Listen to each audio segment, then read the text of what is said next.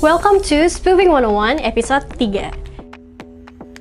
Di episode kali ini kita bakal bahas mengenai domain blacklist. Domain blacklist itu apa sih? Domain blacklist adalah daftar yang berisikan situs web dan juga domain yang dianggap sangat mencurigakan dan juga berbahaya.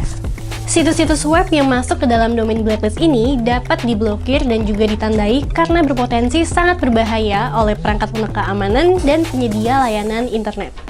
Tujuan utama dari domain blacklist ini adalah untuk melindungi para pengguna internet dari ancaman keamanan seperti malware dan virus, yaitu situs web yang menyebarkan malware atau virus yang dapat dimasukkan ke dalam domain blacklist untuk mencegah pengguna dari penyebaran infeksi.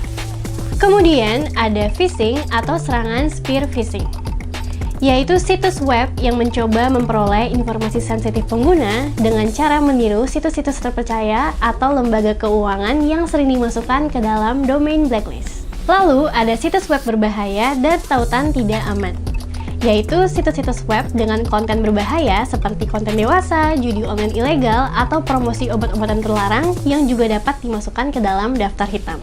Terus gimana sih cara kerja domain blacklist? Sini aku kasih tahu. Pertama, deteksi ancaman. Domain blacklist menggunakan algoritma dan teknologi deteksi untuk mengidentifikasi situs web yang mencurigakan. Ini bisa mencakup pemindaian otomatis, analisis perilaku, dan laporan dari pengguna yang melaporkan situs-situs yang mencurigakan. Kedua, penilaian situs web. Situs web yang dinilai berbahaya atau mencurigakan akan ditambahkan ke dalam domain blacklist. Kriteria penilaian dapat mencakup adanya malware, tautan phishing, atau konten yang melanggar hukum atau etika. Ketiga, perbaruan dan pengelolaan. Domain blacklist diperbarui secara teratur untuk mencakup situs-situs web baru yang muncul dan menghapus yang sudah tidak relevan. Pengelolaan domain blacklist ini dapat dilakukan oleh penyedia layanan keamanan internet, lembaga pemerintahan, dan organisasi terkait. Kemudian, ada beberapa alat dan juga teknologi yang dapat digunakan sebagai perlindungan seperti perangkat lunak anti-malware. Program-program ini menggunakan database domain blacklist untuk mendeteksi dan menghalangi akses ke situs-situs web yang berbahaya.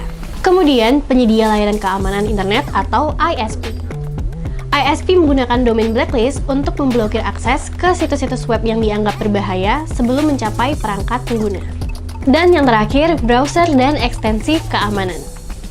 Banyak browser web modern dilengkapi dengan fitur keamanan yang menggunakan domain blacklist untuk memperingatkan pengguna tentang situs-situs web berbahaya. So, gimana nih Gids Family? Pasti udah pada paham dong soal domain blacklist.